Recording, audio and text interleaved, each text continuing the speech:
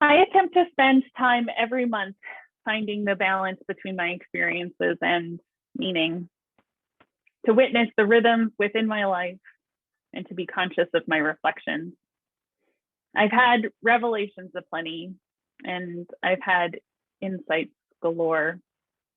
During these monthly reflections, I'm constantly seeing possibilities of shifting my way of connecting with the world around me, with people, and with myself.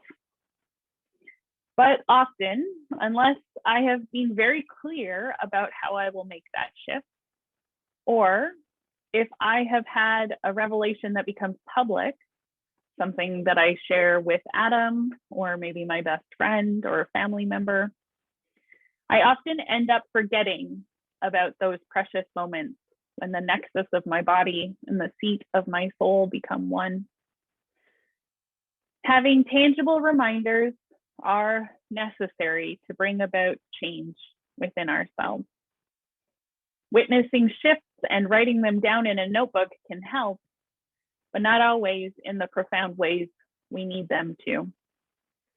Gathering ourselves the opportunity to create physical mementos, giving ourselves the opportunity to create physical mementos or visual reminders helps us continue to make the shifts we find in the liminal between times of these moments of reflection.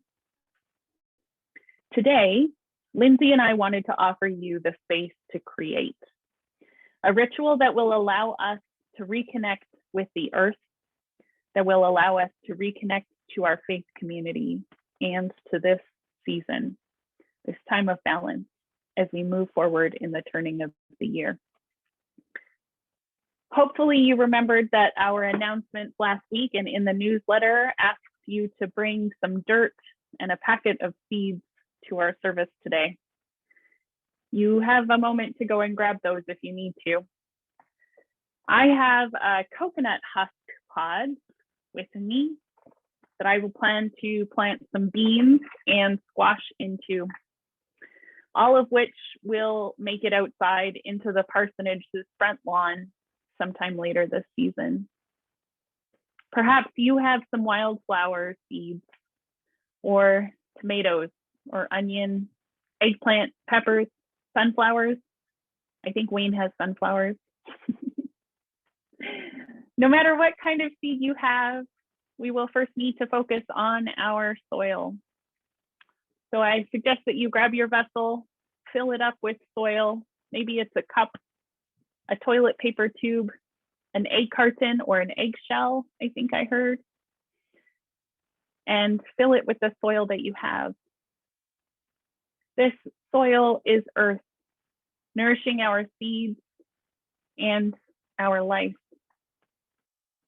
Likely your soil will have some compost mixed into it.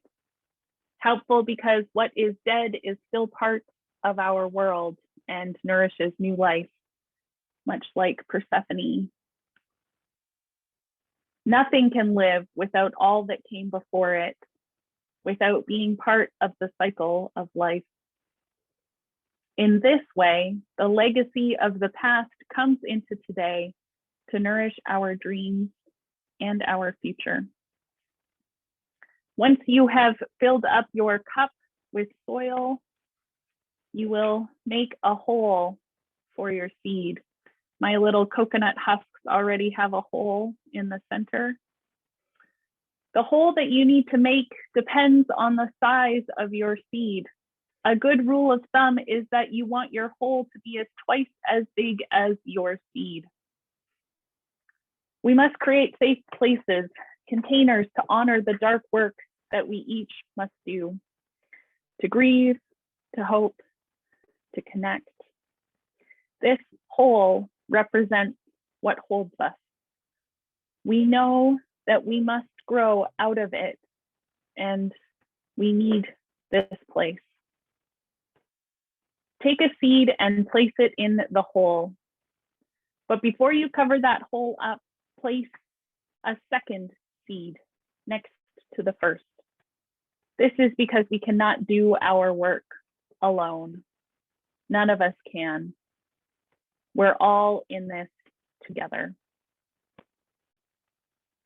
Cover your seeds and sprinkle a little water over the dirt. This is the water of life.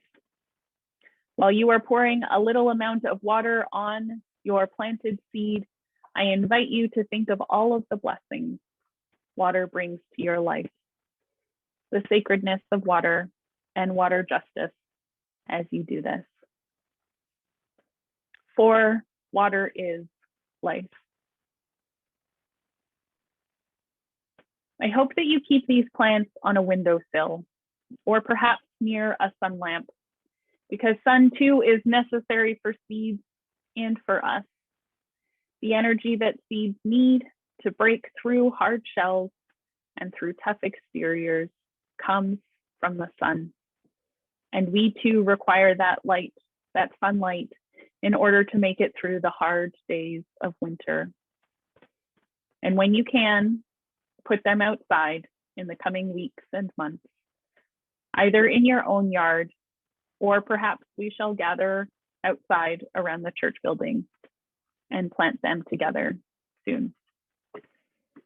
We're going to take some time now to plant our seeds, and I ask that Wayne shift through our images so that people can share what they're working on, and perhaps you can unmute yourself and say what your seeds are. Thank you all so much for participating in our spring celebration this Sunday. We have some time for coffee hour, and we'll gather again in our larger community after about 10 or so minutes.